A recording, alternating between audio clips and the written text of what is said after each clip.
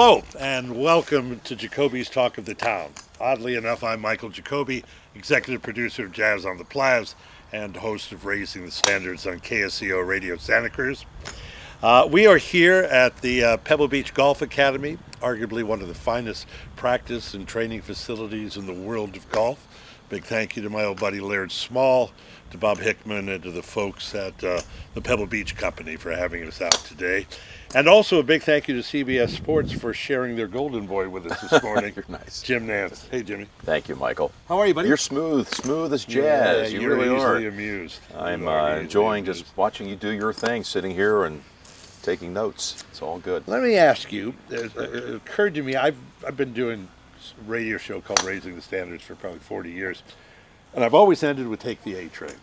And somebody asked me, and I have no idea why, which made me think, where did Hello Friends come from? Oh, well, Hello Friends has some deep personal meaning. I know people think, like, what is that? It's a little schmaltzy, but truly, I first wrote about it in a book that I authored about my father that came out 10 years ago at this time.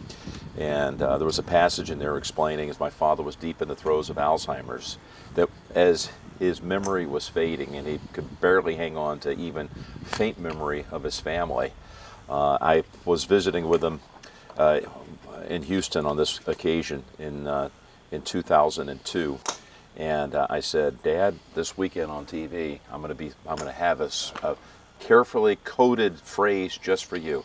Hello, friends. That's for you, Dad, because you have nothing but friends in this world." So I said it on the Saturday, a third round broadcast of the PGA Championship from Hazeltine. I just said it. I told my dad I was going to say it, and I said, "Hello, friends. Jim Nantz." At that time, I was working with Lanny Watkins, and at the end of the show, a friend of mine called up and said, "I heard you say something at the beginning of the broadcast.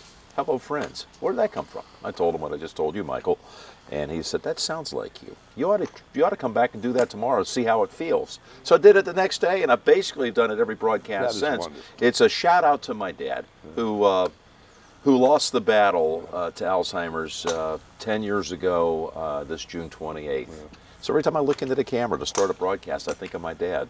When I say that, I know there are, depending on the show, millions or tens of millions of people behind that lens. But I look into the camera and I say, "Hello, friends," I think of my dad, and it's relaxing for me.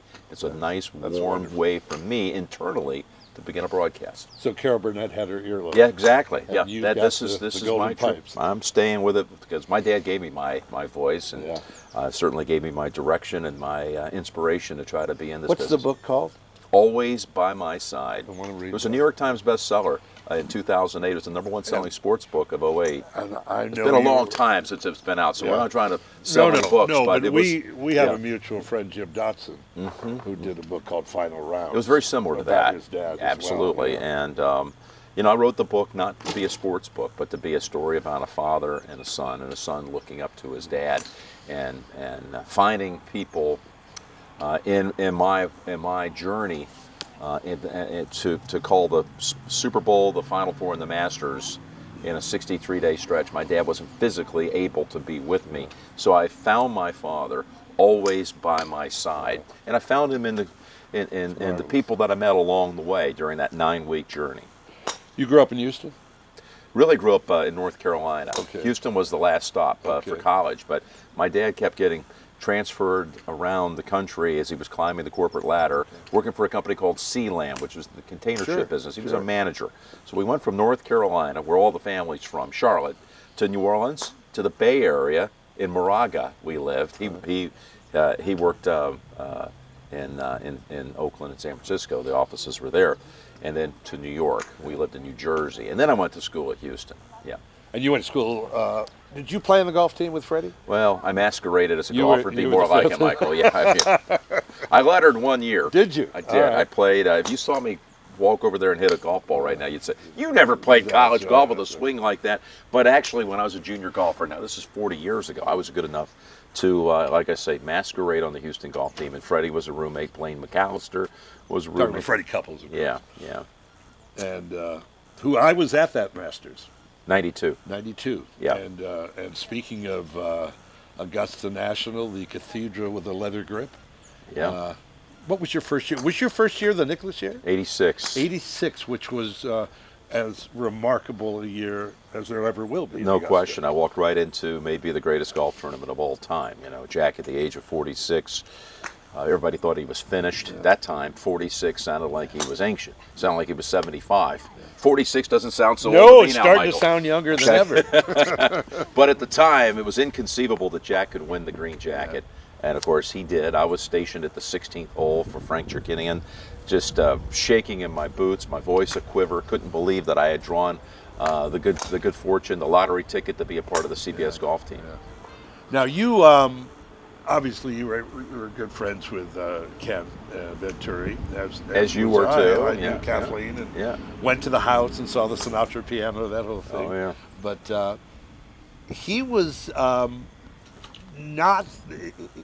He was a different school. He was the Summerall and those guys. I'm not sure how to phrase this delicately, but you were kind of the new kid, certainly the new sports Well, I was anchor. definitely a generation or two younger than Pat and Ken, and I was so lucky to be able to have my career. They weren't into training, if I could put it that way. They were great to me. They were truly were great to me. Of course, I had a long run with Ken in the 18th Tower too. You know, I mean, I had a great many years with Kenny, and I just worshipped the man. And you know, he passed away 5 years ago this past week as we taped this in May of 2013, and Pat predeceased him by a month. In 2013.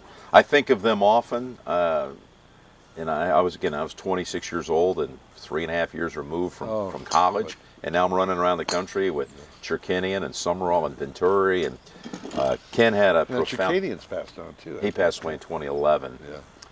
And I think of Ken when I'm home. I think of him all the time.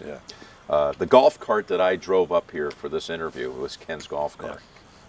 He gave me his golf cart. Very after he gracious passed. His man. family He did. was Sinatra wanted him as the best man. Or no, he wanted Frank as the best man. No, Sinatra threw his party wedding. funds. I'll cover the wedding paid for for you. the wedding, his wedding with Bo. Great story. And paid for the whole party and walked her down the aisle and all that. But Ken was really proud of his Bay Area roots, that's for sure. Absolutely. You know, it was his dream to live here. And it was Cherkinian's dream to live at Pebble Beach. And I used to hear him talk about it all the time, and I thought, you know, I'm actually going to carry their dream forward. I'm going to do what they always wanted to do. And Frank never got to see my home here. He died less than a year before I bought it. But Kenny was here. He was here to see it. And like I said, I drive around in his golf cart. It says 64 Open on the license plate. And my cocktail glasses at home, my crystal cocktail glasses, were Cherkinian's. Really? I got, and you think about that, it's kind of a cool gift that's to bequeath to someone, because in Frank's case, I just knew that at the end of a long day, you know, sipping on a vodka cocktail gave him a lot of satisfaction, and now I'm drinking from the same chalice as Frank. You alluded to how proud of Ken was with San Jose, and we lost Lee Brandenburg. A good friend of Ken's last year. And so the San Jose tie-in continues, and marvelous man. You are watching Jacobi's Talk of the Town. We're delighted that Jim Nantz is here to share it with us. A big thank you to the folks from O'Connor Hospital, part of Verity Health, for stepping up and sponsoring him. We'll tell you a little bit more about them, take a little break, and come back in just a moment. At O'Connor Hospital, we're restoring health together. Step by step, together. Because care is better together. O'Connor, together in health. At O'Connor Hospital, we're shortening your wait time. Because in an emergency, every minute counts. This is our commitment to you. O'Connor Hospital, together in health. And we're back to the talk of the town, and certainly the talk of the forest, or as I used to call this place, Tiger's Woods. But and may be that again come next year. Yeah, U.S. Open comes back here in 2019. Right. Our buddy Jim Nantz. Hey, you were sweet to bring me a bottle of wine, and you've got a new. You're a Renaissance man. now you're. I like that. I like are you a vintner? That. Have been for a long time. Okay. Yeah. Now the Calling is our wine brand. And Now, are you a gentleman vintner, or at one point did you go, I'm no, going to this is figure out how something, this is done? You know, this is something I really wanted to be a part of for about 10 years. In fact, Kim Venturi and I, he knew that was something that one day I wanted to kind of launch into that world, and we called on some vintners in Carmel Valley together, and he saw me kind of doing my vetting process and finding out about the process and how to source grapes and how to find a partner and all of that. So anyway, the calling has been a big part of our lives since 2009. Now, we didn't come to market until 2012, so we're in our 6th vintage. And this past year, Wine Spectator named us one of the top 100 wines in the world. So it's not just a small hobby. If it was a hobby, I would have gotten involved. All in Sonoma. Okay. All in Sonoma. And you primarily red? No, we have Pinot and our Chardonnay are both from Russian River Valley. Dutton Ranch fruit, which is enormously popular and a famous vineyard. And the label is? The Calling. The Calling. The Calling. Now, did you ever make wine at home? No. So you didn't go that route? No, I did not go that far. It's something about waking up brain dead. Yeah. It's a bad way to start. We never went down that road, but it's a serious part of our lives. Cool. And we're in 5,000 restaurants now nationally. Okay. So it's not just Are you in retail outlets? Oh, yeah. Pepmo and all that? All of them. Mm-hmm. Hey, as you said, the Super Bowl, Final Four, Masters. What happened? Have you done baseball? I'm not qualified. You've done hockey? I always do. No, definitely not qualified. I only want to do the sports that I feel like I'm comfortable calling. Sure. I did call one baseball game in my life. Really? It was 30 years ago. It was the 1988 Cracker Jack Old Timers baseball game. And I called it with Mel Allen. Really? Well, And you want to talk about intimidating. I was 28 years old. I'm sitting next to Mel Allen, and I'm going to try to act like I'm a baseball announcer. Yeah. I was one and done. I was right out of University of Kentucky basketball. One and done. Now, you've done Masters, as we talked about, since '86. I was talking, we had Maltby on the show earlier in the year, and I was saying, is it a real drag to have lost the U.S. Open? And he goes, yeah, but he says, I love British Open. I mean, covering that is such fun. You ever wanted to do that? It's, as some of us call it now, it's been put in our heads enough time, knocked in our heads. The Open Championship. The Open. Yeah, they don't like calling it the British Open. My wife, parenthetically, worked on the Open Championship for years. She was a vice president at IMG, and she was part of the IMG management team that governed their worldwide patron sponsorship. So it was a big part of her life.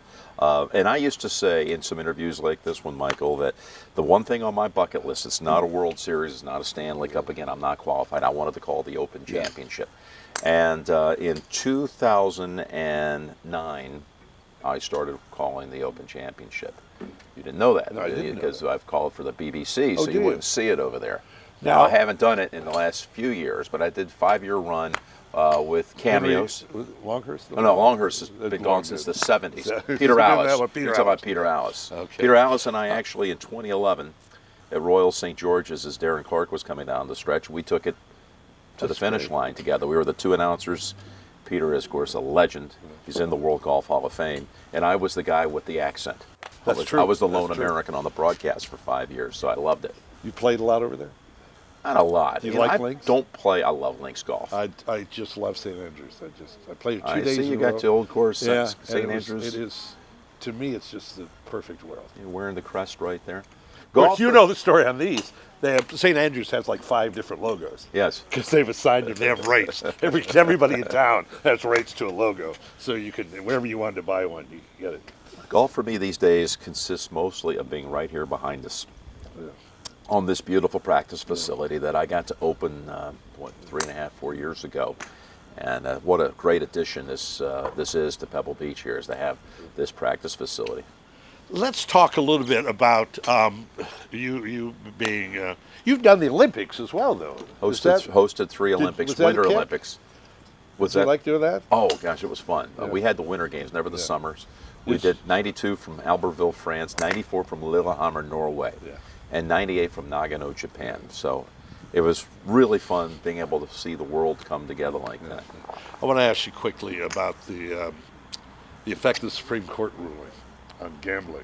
Is that going to affect the sports world? I mean, it's got to be a new day. Definitely going to be, I think, a new way of looking at the world of sports. I mean, all the I mean, when you started, were you told don't talk about spreads and things like that? I think my instincts told me that's not something that I'm supposed to be dealing with on the air. I really go into my broadcast having no idea what the real point spread is. Yeah. Now I know some broadcasters really enjoy doing that. Yeah. They also know the over/unders and things like the total points. And to me, I'm a little more of a purist. I worry about the game. I have a pretty good idea who the favorite is, of course, but I'm not. I couldn't. AFC Championship game was the last game I called, New England and Jacksonville. If somebody asked me right now, what was the line on the game? Was it 3.5? Was it 6.5? I mean, I really don't know. Something you do that I have great respect for, not only as an ad guy but also as a viewer, is you pay attention to your promos, and that's a big deal to me. They're not thrown away. It's like, watch NCI, and you take that, that's a big deal. No, and it means the world to the clients, too. That is something that it comes with the territory. And like, I think there are people who think at home that I just randomly want to talk about 2.5 Men on the air during the middle of a golf tournament. You're a big fan. Like, oh, he must be a big fan. Nantz, you're killing us with the Kevin Can Wait promos. But those are all mandated out of well, they're mandated, but since you got to read it, them, I got to read it, and if somebody's taking the time to write the copy the way they want it, I can't vouch for the shows. I haven't previewed the episode that's coming up, but I take it at face value and try to give my best to represent my network in first-class fashion. That's a network that is America's most watched network for the 10th year in a row. So we got a couple of minutes left. Hackneyed question, but most memorable experience outside of Jack in '86. Well, it would be Freddie winning the '92 Masters because you called it. Well, and we used to rehearse the green jacket ceremony in our dorm room at University of Houston. Had a big special on Fred that aired on CBS on the final round of the Masters this year, and really got deep into that. How much emotion was into that for both of us, because we both were completing a dream. I wanted to see him win it, and I had always said I was going to be there hosting it one day for CBS, and he always said the green jacket was his goal. It's like a golf version of Sandlot. It's pretty amazing that you got two kids that came from Seattle, and I came out of New Jersey, would have their lives intersect in a dorm room at Houston and have two dreams that would end up in the same place. Each have their own dream. Both wanted to do something special in Butler Cabin, and it happened. So. Well, to quote Chuck Berry, you move around like a wayward summer breeze, and I know you've got another meeting to go to right from That was here. A fast half hour, my friend. My gosh. Let me say from the heart is being a radio guy and having, you and I met 25 years ago when I first started covering the AT&T. And being a radio guy is a lot different for people to stop and talk to you, because with the camera, it's a lot easier to get a conversation going. You, my friend, have always taken a moment and always been gracious and very kind, and I appreciate it. Can I tell you, I'm the luckiest guy in the world. I'm living out the childhood dream. Yeah. And if somebody wants to come over and say something nice to you, they've got my attention and time. It's not that hard. Thank you, Michael. It's great to see you. Let's do 25 more years. I think we'll book you again next year if we can get a half an hour somewhere available. That's a deal. That's Talk of the Town. Until next time, I'm Mike Jacobi. I'll see you soon.